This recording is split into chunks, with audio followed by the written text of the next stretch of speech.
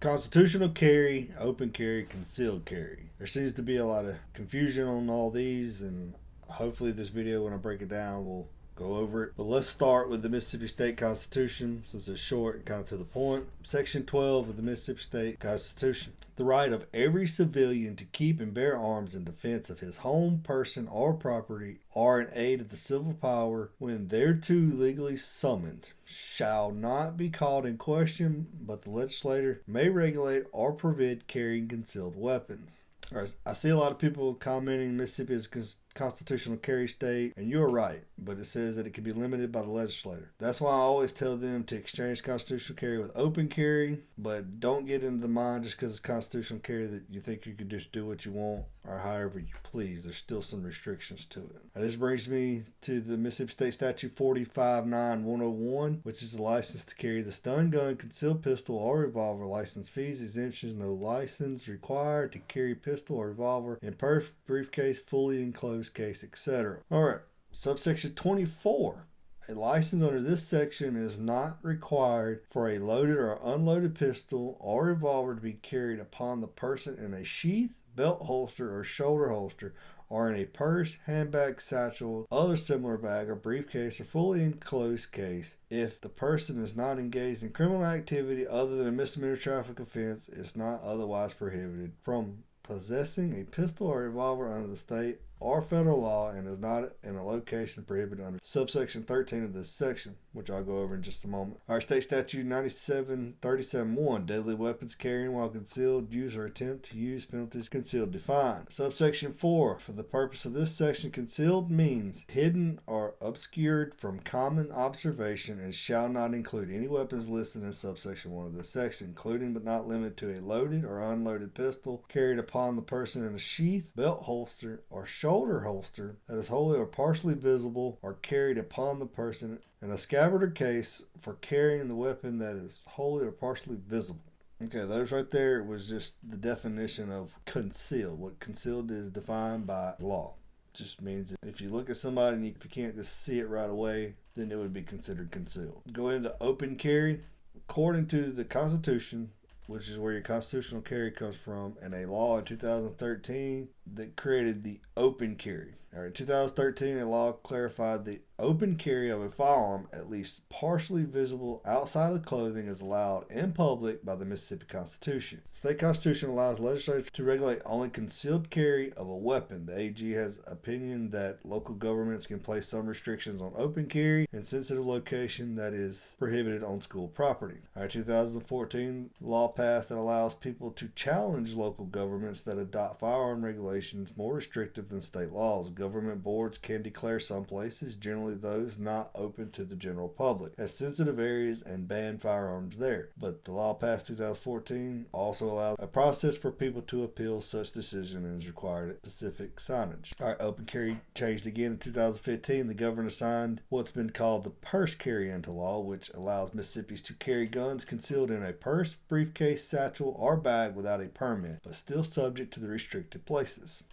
The law in 2015 just pretty much says that as long as you don't have direct access on the body, but it's in a purse, a bag, or a briefcase, anything of that matter, any type of carried add-on, you can legally put your weapon inside of there. 2016, Governor Bryant signed into law that makes Mississippi one of 11 states that allows constitutional carry of a firearm without a state permit. The new law states that the gun must be in a holster or sheath, not just in the pocket or waistband. That was just the added language to it, and under the old situation, you could just put it in your waistband as long as it's still visible, but the new wordage is it has to be in a holster or sheath that is visible. I'm going to go on to concealed carry, but as we're going into it, I want to try to clear up and answer some of the questions that I've seen under my comments and under other posts and comments. And I will also try, anytime I do one of these videos or try to give you some type of law, I will also try to give you the state statute. That way you can look deeper into it, and that way you're not just getting some type of random information. How old to conceal carry? The age really isn't discussed so much per se that it has to be an exact age, but 9737-1, under the deadly weapons carrying while concealed, use or attempt to use, penalties concealed defined. Subsection 2, it shall not be a violation of this section for any person over the age of 18 years to carry a firearm or deadly weapon concealed within the confines of his own home or place of business, or on real property associated with his home or business. Also under the subsection, I believe 45.9.101, it also reads that to apply for your permit, you have to be 21 years of age. Unless you're serving in the military, then you can apply at 18 years of age. When you go to a store, you'll see the no gun signs.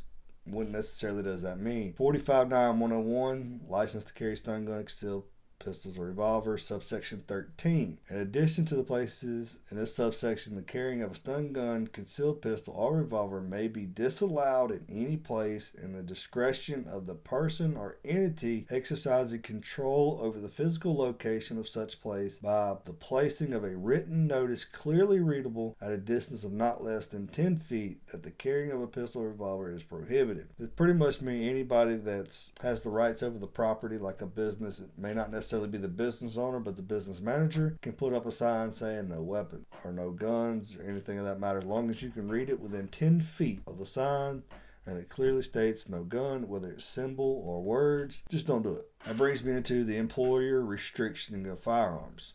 Like I said in the previous one, as long as anybody has the rights over the property, they can pretty much say how they want to do it. That's from people visiting the property. What if your employee wants to restrict you or anything of that matter? 45.9.55. Employer not permitted to prohibit transportation or storage of firearms or employee property exceptions. Certain immunity for employer. 1. Except as otherwise provided in subsection 2 of this section, a public or private employer may not establish, maintain, or enforce any policy or rule that has the effect of prohibiting a person from transporting or storing a firearm in a locked vehicle in any parking lot, parking garage, or other designated parking area. Subsection 2. A private employer may prohibit an employee from transporting or storing a firearm in a vehicle in a parking lot, parking garage, or other parking area that the employer provides for employees, to which access is restricted or limited through the use of a gate, security station, or other means of restricting or limiting general public access onto the property. All right, let's just try to clarify the two subsections there. If the access to the parking lot is limited, which means you have to go through some form of restricted access or going through a gate, security station, or any other means of restricting or limiting the general public to, they can tell you no firearms in your vehicle. The first one states if it's a pretty much open parking lot, your vehicle is locked, and in the parking lot, they can't restrict your gun flow. Also keep in mind, Mississippi is an at-will state. They can fire you for no reason, per se. Like I said, I'm not going to be here for your HR or anything of that matter. I'm just telling you what the law here states. Do with it what you want. You're a grown adult. But as far as the law sees it, subsection 1 says that if it's a parking lot open to the public, you can have your gun. If it's a parking lot that is restricted by your employer and they say no guns, can't have a gun. All right, subsection 3, this section shall not apply to vehicles owned or leased by an employer or used by the employee in the course of his business. If they own the vehicle, you have to listen to what they say. Subsection 4, this section does not authorize a person to transport or store a firearm on any premises where the possession of a firearm is prohibited by state or federal law. That would kind of be going back to like sensitive areas like schools and stuff like that. If it's maybe open to the public, may not be restricted access, but if you can't have a gun there anyway, then you can't have a gun there in your vehicle. Subsection 5, a public or private employer shall not be liable in a civil action for damages resulting from or arising out of occurrence involving the transportation, storage, or possession of or use of a firearm covered by this section. Pretty much means that you can't hold anybody liable for anything that you do or any type of civil action that may arise from any dealings with it. And here's another one that gets asked all the time, even doing traffic stops and anything dealing with the public. Do I have to tell law enforcement about a concealed weapon? I have seen some misinformation out there about this, and you don't have to tell them anything. But under 45.9.101, subsection 1b, the licensee must carry the license together with valid identification at all times in which the licensee is carrying a stun gun, concealed pistol, or revolver, and must display the both license and the proper identification upon the demand of a law enforcement officer. Which breaks it down to if you are concealed, you have your gun with you somewhere, and we ask for your ID, you're supposed to present both your ID and your permit, which a lot of people don't realize is when we run your driver's license, they will tell us whether you have a concealed carry permit or not, or supposed to, because they're linked together. Here's another one I've seen a lot of misinformation on. Can you carry in a bar or a place that serves alcohol? It's under 45.9.101, subsection 13.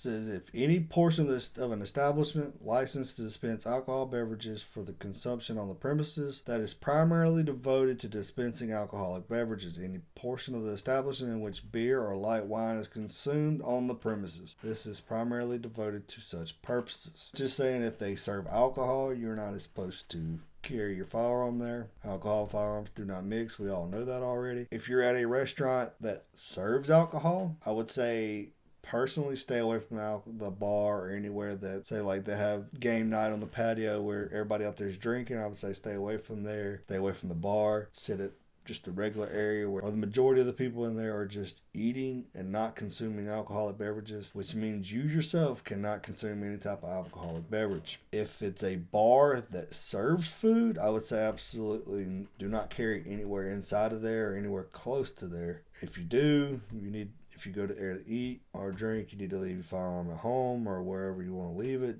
Just can't tote it with you. These are kind of risky. Me, I don't drink, so when I do go to places, restaurants that serve alcohol, it's not an issue for me. I don't want to sit at the bar anyway. Deal with enough drunk people, you don't want to be around them. But most restaurants now serve alcohol, so it's kind of a situation where you're going to be around it. But if you're doing everything you possibly can to stay away from the alcohol in that establishment, you should be okay. And with my thought, but at the end of the day, every officer is different. Every court, every judge is different. The laws may stay the same. How one officer and how one judge reads them may be different from the next. So be careful when you start trying to ride the gray line of the situation. But if you want to be on the safe side, if there's alcohol there, don't carry. Like I've stated previously in another video, I don't know if I've stated it in this one yet, there are two types of concealed carry. You have your standard carry and your enhanced carry. If you've ever questioned where you can and can't carry, open carry and concealed carry have the same restrictions, so I'll put those together when we talk about this part. Your standard carry and open carry cannot carry at a police station, sheriff's, or highway patrol, a school, elementary, secondary, community, college, or university, except for an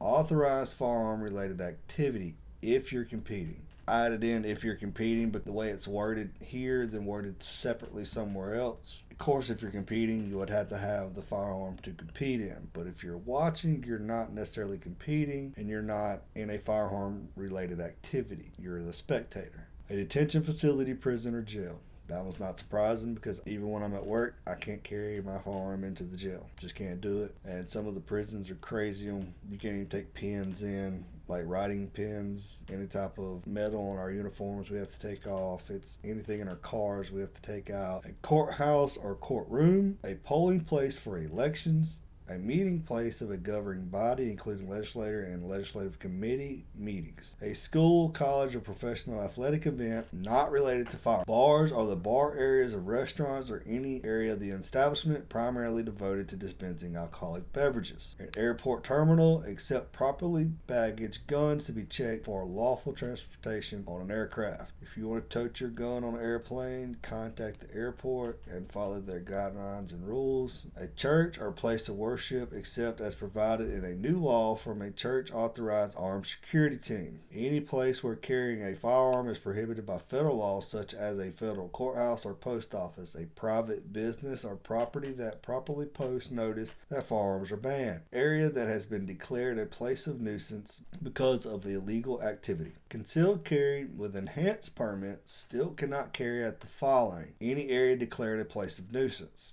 A police, sheriff, or highway patrol station. A detention facility, prison, or jail. Any place where carrying firearms is prohibited by federal law, such as a federal courthouse or post office. A private business or property that properly posts notice that firearms are banned. A courtroom while court is in session. While one section of the law states an enhanced permit holder can own school, community college, or university properties Another says it's illegal. An AG's ruling from 2012 says campus carry is allowed for enhanced permit holders. State law says someone not attending or working for a school can possess a firearm in their vehicle, but federal law would require a state issue permit for it. Mississippi's IHL recently adopted a policy expressly permitting enhanced permit holders to carry on campus, subject to some exceptions still being worked out. Those are some gray areas, so be cautious in those areas. They still haven't been fully worked out.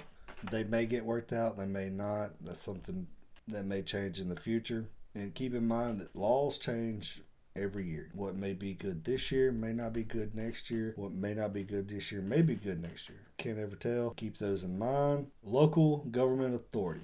Local governments in Mississippi are preempted by state law and generally prohibited for adopting ordinances that restrict gun carry rights, although they can adopt ordinance regulating carry at a public park, public meeting of a county, city, or other governmental body, a political rally, parade, or official political meeting, a non-firearm related school, college, or professional athletic event, sensitive areas of government operations where the public is not generally allowed. Like I said earlier, I have seen really bad information out there from you can do whatever you want, you can open carry in bars. I actually have seen that printed on a gun page that says that you can open carry in bars because Mississippi's constitutional carry state, which is not true. Constitutional carry is true, but carrying in bars is not. Please be cautious on where you get your information and what you follow and what you choose to do. Usually when I make my videos, if I put some part of a law in there, I will tell you that it's the state statute, this subsection, whatever, so you can check it out. I will tell you if it's my opinion. I'll tell you if it's the AG's opinion. Try to give you where it's coming from. That way there's no second guessing on where things are coming from.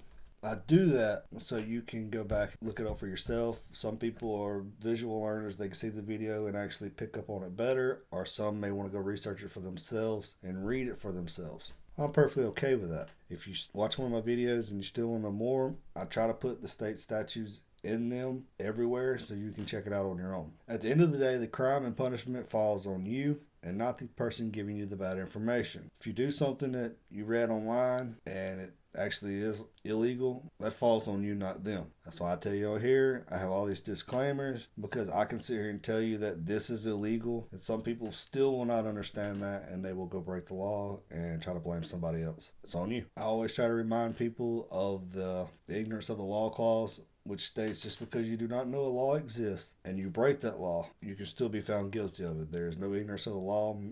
Keep that in mind. You're always accountable for your actions. If you still don't know, ask. Comments are always open. If you don't want to listen to me, go to your local agency, whether it's their municipality, which is a city, police station, or go to your local county.